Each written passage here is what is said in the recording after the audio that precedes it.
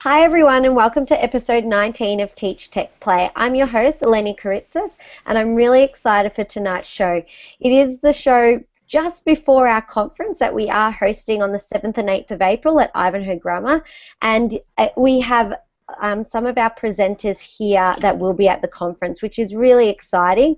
And it's our first time ever that we're actually going to have students present on TeachTechPlay, which is kind of different, but they have something exciting to share with all those people who are coming to the conference. They've been working really closely with us, and we're excited to see what they have actually planned. Now, just in regards to the conference, just make sure you do register before the 18th of March to go into the draw to win a class set of cardboard. So you'll get a lovely set of these with the TeachTechPlay and CompNow logo on them, which we are extremely excited about. So make sure you do register before next Friday to go into the chance to win a class set of those. But enough of that, we need to get on with the show. So I would firstly like to congratulate our episode 18 winner. So Megan from Microsoft, she presented on OneNote and different learning tools, which I know wowed a lot of people. So it was great to have her on the show. And tonight we have Trent, who will be at the conference. So we'll have to see if he can take out the title tonight of Play King. Otherwise, there might be some competition back at the office with both of them. But for tonight's show, I'm just going to share the link for you to remember to vote for your favorite presenter. So this is open currently. Obviously, don't vote yet because you haven't seen what our presenters have to present. But you can also find the link for this on our website. So that's teachtechplay.com. So make sure you do vote for your favourite presenter, and we will announce the Play King or Queen if I take out the title, which will be really exciting. So enough of that, and let's get started and introduce some of our fantastic presenters. So we might start with you, Brent, if you want to introduce yourself and tell us a bit about you. Okay. Thank you. My name's Brent Hughes. I was a primary school teacher for a few years, and then I moved from the primary classroom into everyone's primary classroom. So now my role is teacher educator for Matific. So I get to travel around Australia, New Zealand, and sort of the Southeast Asia region, and get to work with teachers on implementing Matific in their classroom. So it's a pretty amazing job. I'm very, very happy, and I'm very, very lucky. Beautiful. Thank you, Brent, and we're really extremely happy to have you here and be a part of the conference as well. I've just started using Matific, and it's great, and I'm excited to see what you share today. Next up, we have Trent. So, Trent, do you want to tell us a little bit about yourself? Sure thing. Can you hear me okay? Yep, perfect. Great.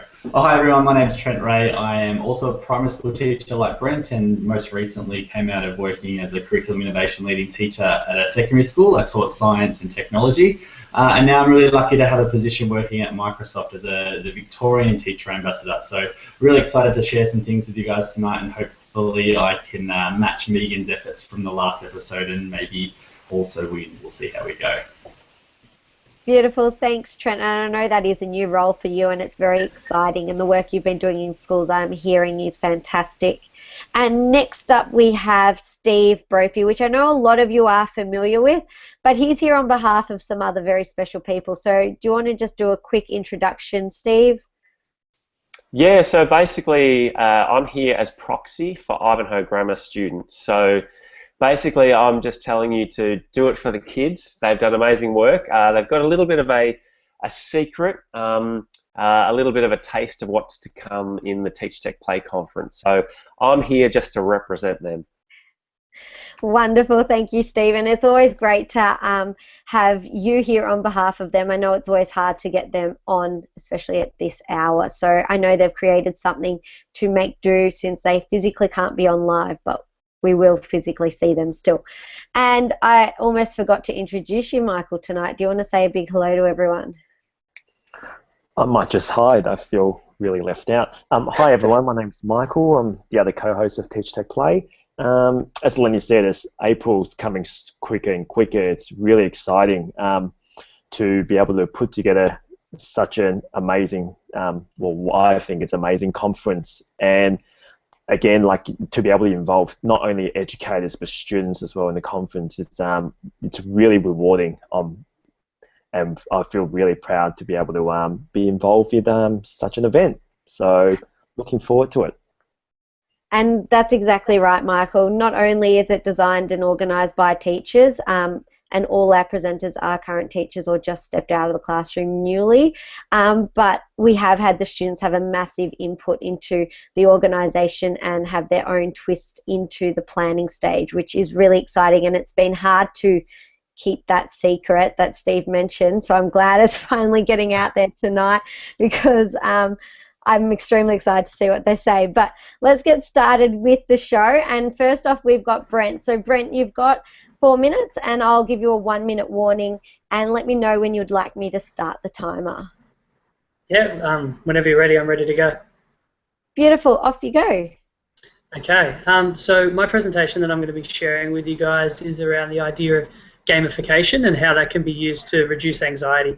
So I taught last year a Year 5 class, and I had a few children in my class in particular that whenever I present on this topic, I think about them specifically, because I think about the way that they used to react in the maths space. So for a long time, for those poor kids, maths was a time where they got extremely anxious around what it was we were about to do, and the fear about mathematics was stopping them from actually doing any real learning.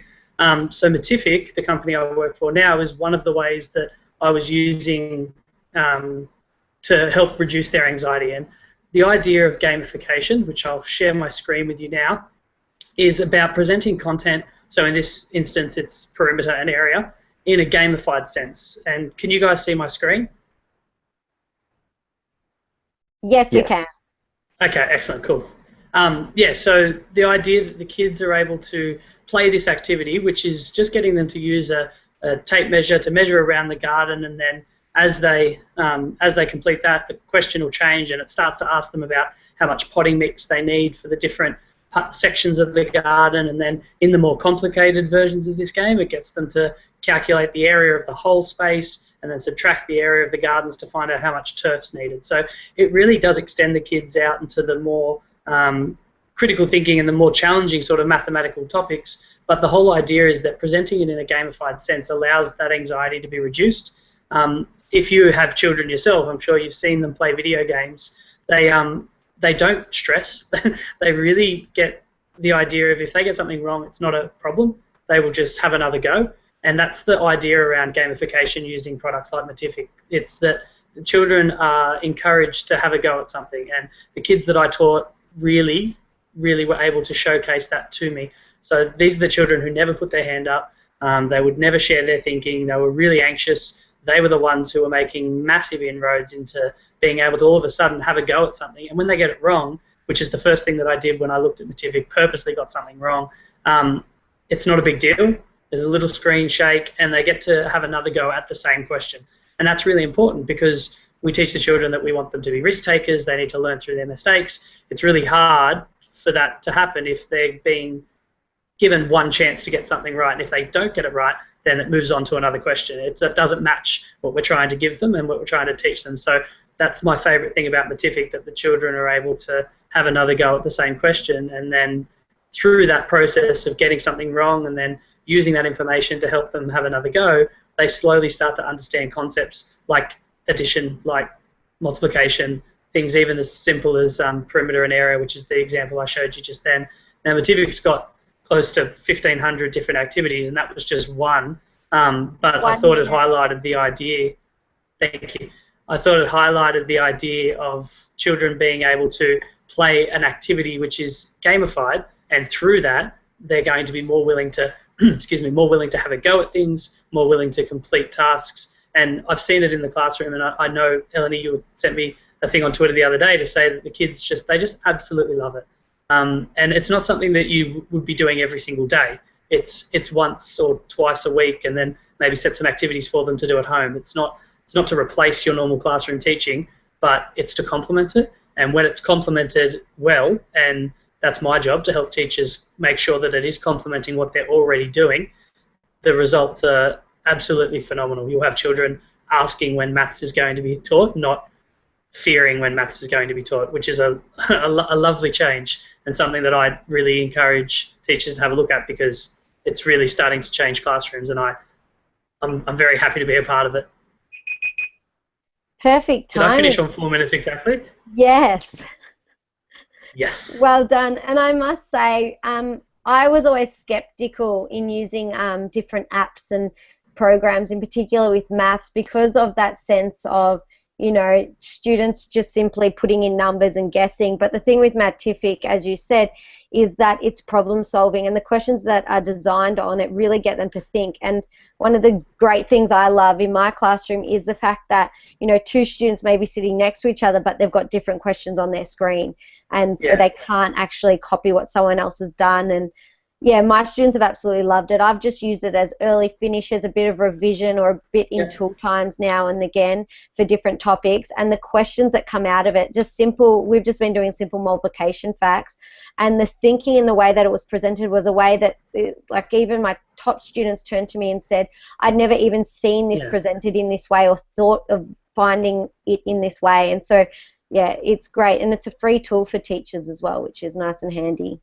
Yeah, so that's the thing. Teachers get a real good chance to have a look at it before they need to think about what they're going to do. And schools spend lots of money on resources already, so we really do want teachers to evaluate it before they think about what they're doing. So that's another part of my job. I help teachers really get their hands in and make sure that they're making informed decisions before they start spending lots of money on resources. So yeah, I mean, I'm sure we can share my Twitter details. If you have teachers that are watching that want to have a look, please send me a tweet and we can start communicating, get it happening for you guys. Perfect. Did anybody else have any questions or comments? No? Silence is deafening. They all look Very frozen quiet to me. I'm just getting ready for my presentation. Psyching yourself up. I was just going to say, I think what Brent was saying about tools being available to schools, you know, making informed decisions is really important. But also one of the things I like what Brent said was that it gives all of the kids in his class an opportunity to share their learning or work in a safe space. And I think that when technology can do that, it really enhances learning, it gives that equal opportunity for all the students in the classroom. I think that's one of the wonders of technology. Yeah, and I love it how it gives teacher feedback as well. I thought you didn't mention that, so teachers can evaluate what students have actually got right and wrong. So we might keep moving. We've millions of things that we didn't talk about. I know, it's such a good little program that I have loved using, so I hope other people jump on board and use it too. But next up we've got Michael, who was at Future Schools last week along with a few of our actual presenters. So he's going to share a bit of a reflection and resources about Future Schools. So Michael, let me know and I'll start the timer. Yep, I'm ready to go when you are. Off you go. So as Eleni said, last Thursday and Friday I was fortunate enough to attend Future School Expo up in Sydney. And I just want to, I guess, share with you guys some of the resources that I collected throughout the 2 days, and talk about some of the themes that came out from the sessions. So we were fortunate enough to have the CEO of High Tech High from the United States, as well as the Dean of the elementary school as well, to come do some workshops with us. And some of the themes that came out include creating tasks that are real life and have relevance. And also one key thing that came out from that particular workshop was allowing students to be able to take risks, but in a safety manner too. So so we want students to be able to take risks and challenge their thinking and learning, but we want to be able to provide an environment where they feel actually safe to do so. I've actually collected 5 different links that I found really relevant to and useful from my reflection of the conference, and they can be accessed via bit.ly/MichaelFuture, and that will lead you to a Google Doc that have 5 different links. So the first one was from the workshop through High Tech High, and it is a resource from their Creative Commons of all the projects that they have created and all the resources from those projects as well. So if I was to scroll down and let's just pick one here. So in this 6th grade project, every student, so we can have a read of it. Let's have a look. Let's have more understanding of it.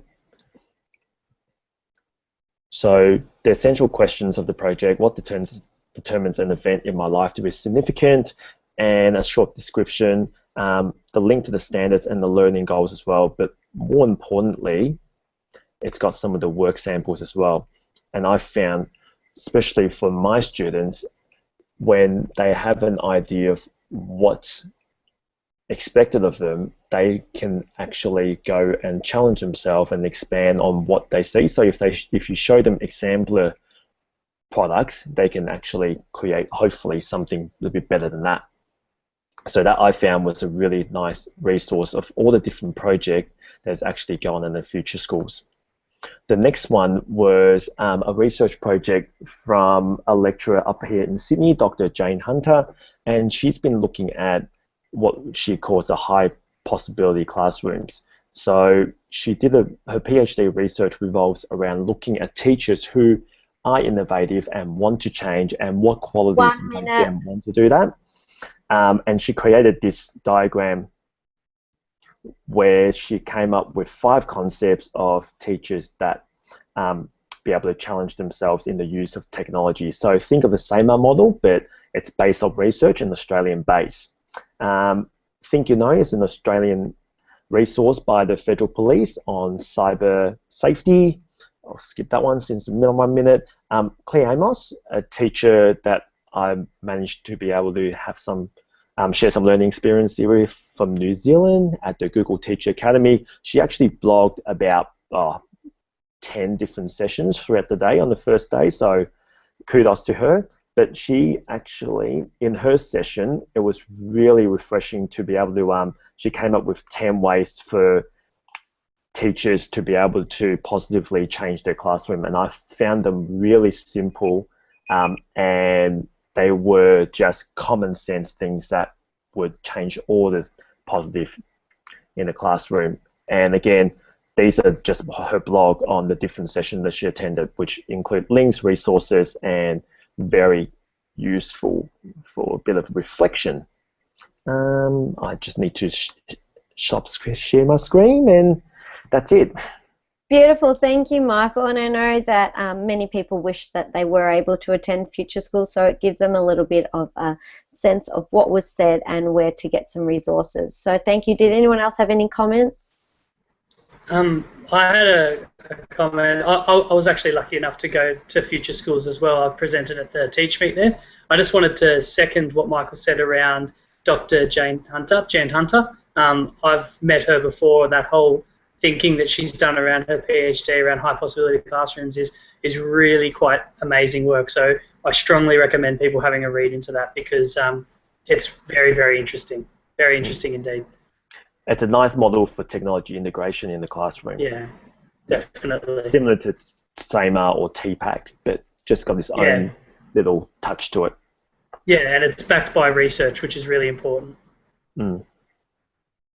Perfect. Next up, we have got Trent, and Trent's going to take us on a bit of a mixed Morph Microsoft journey, I think. So I'm excited to know more, and we'll have to see if another Microsoft guru takes out the king title. You are absolutely putting the pressure on now. So I'm going to try and share my screen before you start my 4-minute timer, because I'm going to be sharing a couple of things tonight. So are you able to see the PowerPoint slide that's just come up on the screen there? Yes, I have. I can. All right. You can start your timer now if you like. Off you go. All right. So a lot of people, I think that PowerPoint might have died in the recent years with the introduction of many sort of Web 2 tools like Prezi and the exciting swishy-wishy presentation slides. But PowerPoint's on the up again, and because of some really cool add-ins that have been sort of announced, especially with the 2013 and 2016 suite. And I think a lot of people don't necessarily know about them, so I thought I'd share them with you tonight. So I'm going to share a tool that's part of the transitions in PowerPoint, which is the new Morph button. So I'm going to show a slide deck from some slides that I had from my Year 7 class last year, just as in their raw form and what they look like when you project them in general. So this is without Morph. So as you can see, you can just click through the slides. There's no exciting transitions or animations or anything like that. It's just a plain slide. Just pause the thing. I think you've got to share the whole screen. All right, let me just stop there. And can you stop the timer? Yes, I have. All right, good. Excellent. Let me share my whole screen. Share the whole screen. Entire screen. All right, here we go. Let me go back. All right, so you can see my whole screen now? Yes. Good. All right, so this is without Morph. Just a very basic slide, as you can see here, about food chains and the types of producers, consumers, and decomposers, but we're not here to learn about that tonight. We're here to check out what Morph can do. So with Morph, when I put the slide transitions over for Morph, I'll do it nice and slowly so hopefully you can see. But anyone that has tried playing around with a PowerPoint slide before and trying to make pictures move around the screen and transition smoothly, it can be quite time consuming. But I literally just press the Morph button and you can see it picks up the pictures on my screen, and it helps me to morph the pictures from slide to slide and move them around the screen. I've seen a really cool demo done with the planets of the Earth, which was really exciting as well. And obviously, as I just work through my slide here, this is a really good tool that you can use in conjunction with Office Mix. So not many people know about Office Mix yet, which is a free tool at officemix.com. It's an add-in for PowerPoint for 2013 and 2016. You just download it from officemix.com. And essentially what it does is adds this whole new toolbar to the top of your ribbon and allows you to create flipped and blended videos for your classroom really quickly and easily without having to really know any technical capabilities. So it gives you an option to record your slide. So there's a record button here, and you can see it picks up the camera. You can just have audio or camera as well. And you've got a range of tools here where you can ink on the screen and record over the top of your slides. The other thing you can do is record the screen. So I'm just going to try and get my dump out of the power slide now and actually show you what it looks like from PowerPoint. So there's the mix button here, and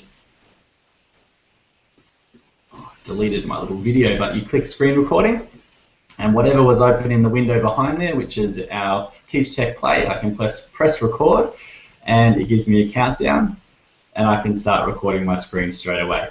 I won't do it right now because it'll take up too much of my 4 minutes, but essentially it will drop a little video that sits in here as part of your mix. And you can move through into also, oh, there's that little video that I just created of Eleni. I can add a question. So in the mix toolbar, you can see here that there's quizzes and apps as well. 1 minute. Thank you. You can add questions to your mix as well. And what it will do is package this up at the end to have your video, your screen recordings, your slide recordings, your video of yourself and any questions, and package it up really nicely into a Office Mix video. So we can upload it straight to Mix. You'll see here that all I have to do is press upload to Mix, and it will produce a video online just like this one here, which has a live link that you can share with your students. Now that's not the best part. The best bit is that for every video that you upload to Mix and share with your students when they log in with their Office 365 account, you are able to get the analytics behind the video. So in terms of being able to watch which students here, I've covered their names up for privacy reasons, but how much of the slide they've viewed, the questions that they might have answered in the quiz, and how long they spent on the video. So I know when we flip the classroom, it's really important to have some management techniques to make sure our kids are watching the video before they actually come to class. So this is one of them, so that they know that you can see who has watched the video, how much they've watched of it, and also get the data analytics. And the best part is you can export that to Excel and then use all the analytical tools and create graphs. So I think that's about a wrap. So that's more for Mix all in one. And I hope you have fun making some free Office Mix videos for your classes. And I'll be presenting at this at TeachTechPlay as well. So come along to the conference. Perfect, and that's exactly right. All of our presenters that are on tonight, you can actually see at the conference and ask them questions in person, which I think is the great part about this conference, is actually getting to meet everyone. We have a lot of online followers, and I'm really excited to meet people in person. So make sure that you do come and say hello to all of us, because your Twitter name is very different to who you are in person. So I'm excited to meet everybody. But does anyone have any questions or comments for Trent? Because I know that was really cool. I think I've got to explore that a little bit more. No. Crickets. Yep, I think what's really exciting for me, and especially being a Mac user at the moment, is the amount of updates Microsoft's actually doing, especially with Office 365. So, and on the iPad as well for our junior program. So literally every week or second week, they're updating and adding new features in, which is really exciting to see. Yeah, and hopefully, Office Mix will become available for PowerPoint users on Macs, but at the moment it's only available through PC devices at this stage. So fingers crossed it'll be out for Mac users soon. Perfect. So thank you for that, and I know that that's something I have to explore a lot more. It's just about finding time sometimes to fit everything in. So thank you so much, Trent. You've given me a whole other little thing to go away and play with, which is always exciting. So next up is actually me, and tonight I am going to share a little bit of coding in the primary years. So I'm just going to share my screen, and hopefully it all works. Alrighty, and start my timer. So today I'm going to talk about coding in the primary classroom. Now, coding is something that I think a lot of teachers get scared of when introducing, especially in the primary classroom. Now, we had camp last week and we got back on Thursday, and I thought, what am I going to do on Friday? And I thought, you know what, we're all exhausted, and I had all of these coding tools, and I thought, you know what, I'm going to pull them out, and what a great way to introduce them. Did I think that my students now want to do it every single day? Not a chance. I teach all girls, and I was a bit skeptical on how they would react to it. But from this, I'll show you some different things. So in doing it, there was a lot of problem solving. The language and communication that was happening between my students was amazing. The amount of trial and error, that sense of failing, that first attempt at learning and reevaluating, working together, was just phenomenal. Even today when we did it again, because I said to them, if we get things done, we can have 30 minutes at the end of the day. They all got excited and quickly cleaned up and got everything going. I was just amazed at still the language and the engagement that had come out of it. The questions that they were asking and developing were phenomenal. So a couple of the things that I introduced to them were Makeys. So Makeys are a tool that simply connect to the computer with different I don't know the technical words for them, but different little crocodile little pin things, and they connect to a game board, and that game board then can connect to different fruits and Play-Dohs, and from that the students can create songs and dances. So we just explored using the Makey piano, and they really loved this. They explored about how you had to earth one of the crocodile pins before it would make a sound, and the whole sense of putting things together to create something and make it work. Now hopefully this works. I'm just going to put my sound, and hopefully you can hear this. Oops, if I don't mute it.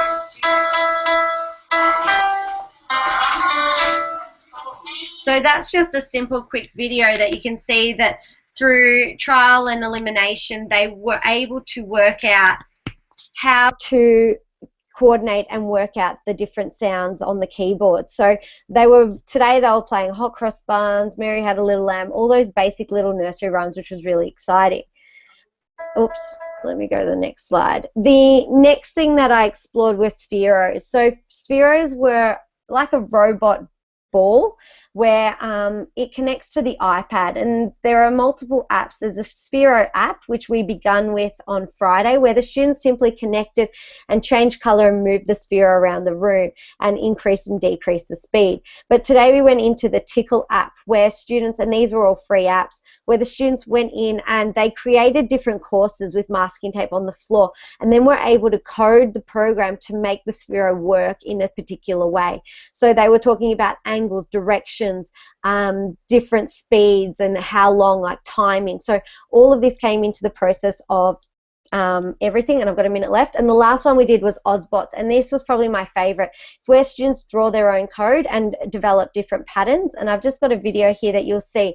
Now this was really interesting. The students here, what they did was, I'll just mute it so I can talk over the top.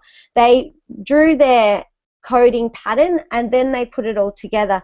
But what they did was they found out that towards the end their code did not work. So you'll see in a second, the Ozobot will go off their line of code due to the coding that they put in. So they had to redraw the line. So it took them a good amount of time today to put all that together, to draw this code and many processes to make sure that it did actually work. But once it did work, the excitement and joy that came out of it was phenomenal. And this was simply after not very long, probably 2 hours of work. They were able to make little codes and understand the process of making sure that it works to get something from A to B. So these were just a simple way I found to get coding happening that is quite easy, especially as a teacher who, you know, may not be as confident in coding, to get students exposed and asking questions in this sense. So, and I must say, I have to say thanks to Steve for that, because he first introduced it to me last year, because I was a bit worried and scared about how I was going to always introduce it all in the classroom. So thanks, Steve.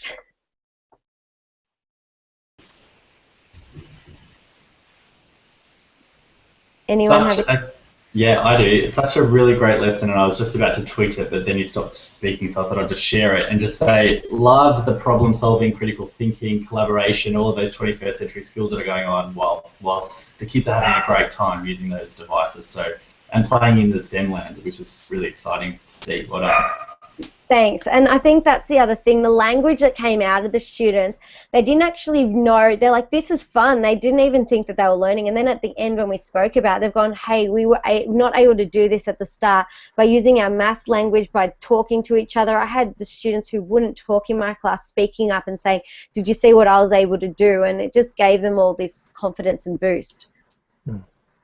As far as real engagement goes as well, like you said it took them a while to actually do that and complete it. That sort of engagement doesn't happen if they're doing worksheets. Like it's because of the medium that you're using that's then able to get them to extend and stay on task and cooperate and collaborate and all of those things. Like it really doesn't matter what it is that they're doing. It's the skills that they're practicing while they're doing it that's the benefit. Like you said, they were having fun, and they didn't see it as learning until they reflected afterwards, which is, yeah, brilliant. It would have been awesome to have seen. Yeah, it was pretty cool. Were there any other questions or comments? Yeah, I was just going to say, talking about the Eleni, Tickle app. That's okay. You go, Steve. Sorry, no, I was just really keen to hear where you want to go next with it, because we've sort of used it as a taster and an intro, and I suppose I'm really keen to see how you see it embedded, or where you see it as a sort of, you know, a constant in your program. So I think for us, we have a robotics program at our school, so just sequencing it a bit better from the primary, from prep up to year 6, just having these different tools that they can focus and see the difference in coding that can happen. But also in maths, I think there's a really close tie to maths, in particular, especially if you're doing angles and directional language. I think any sort of mapping, designing courses, designing obstacles. I know that being at a girls' school, they're like, it would be cool if we could make the Ozobots have a dance that they do and code to a different song. So to see if we can make long, like they were experimenting doing spirals and love heart shapes according to different words that they were saying as they were recording themselves. So they could make songs and dances, and I don't know. I'm not 100% sure yet. That's something that I'm excited to go and explore and see. If you come to my TeachTechPlay session at a conference, you'll be able to find out how to use the Tickle app to program the drone, and maybe able to fly it around as well, just like I did at Future Schools. And then hit someone with it, I saw too. Yeah, and I think, like, you know, where I'm thinking about taking it is, as Eleni said, getting the students to actually create their own obstacles. So they're, you know, talking with the Maker movement, getting them to think about, okay, the different types of material and obstacle and the structure, and then getting them to program the drone to be able to fly through it. So I think that's where I want to take my students. Perfect. And I must say a huge thanks to EdTechs. They were the people who got all of those things into my lovely hands to have a play. So they are also a sponsor. So if you want to check out more, they'll be at the conference, so you can see them there. So that's enough plugging, I think. I better move on to the next person. So next up we've got Steve. And Steve, I think this is the highlight of the show to keep you at the end. But I know that the students have been designing something really special. I don't think you want me to say anything because I think the kids are going to say it. Is that correct? I think I've lost Steve. Are you there, Steve? You're muted. There you go. Can you hear me now? Yes, perfect. All right.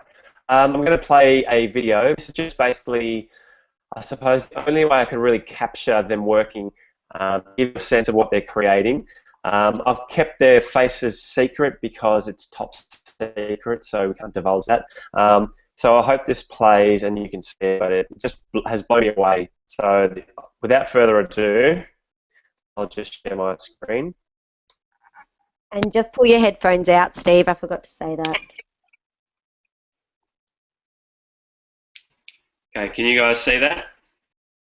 That's just loading. Yes. Okay, all right. Without further ado.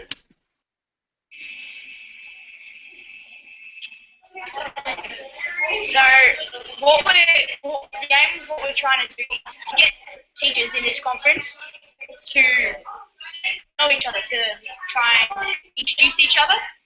And we've got little show bags, and we're going to put sort of a keepsake of us in those show bags, so they get sort of an idea of who we are, and also then we use these keepsakes to introduce to other teachers.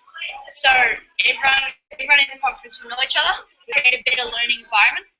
Well, what I'm doing is creating a bow shape, and my partner Isabella, who's down there, right here, we're making bows and arrows. So when we put them in the show bag, they'll have words on them, and this one will have imagination or imagine. This is our small prototype, and this will have freedom on it. When we put them in the show bags, we'll have little notes saying either like find your imagination, find the thing that will make you become free. And this is our bigger prototype, and this one's currently in the process of being our other prototype. And we're kind of talking around what kind of sizes we want and what we want to do with it. Right, so this is our idea. So what we started off with was we wanted to create a box which would have a keepsake inside it. And for the keepsake, which we've designed, that Harley likes stop motion, camera, and I like skiing. So we've got a mountain, and I also like architecture, and Harley likes footy. So what we did was we've got our mountain, which is here, and we've got Harley's camera, which is this is the lens and that is the camera light. And on the back we've got a little house, which signifies my love of architecture, and we've got a little footy, which signifies Harley's love of footy. And we've also got a quote, which is coming together is a beginning, keeping together is progress, working together is success.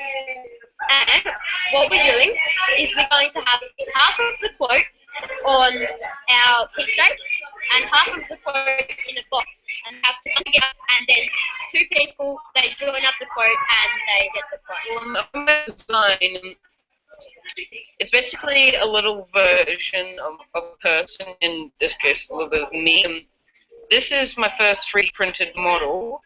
It's only got one leg because of a little problem in Tinkercad, whereas a few millimeters below the body it can get printed.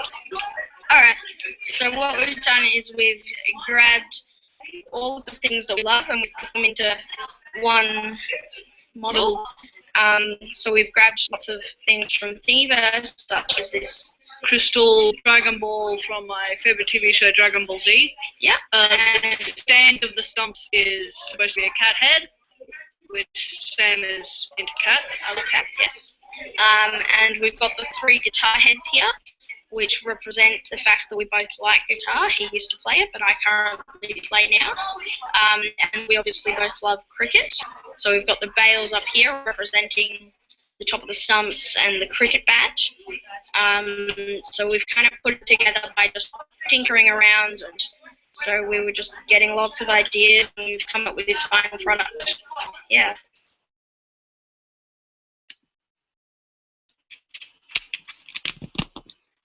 Okay.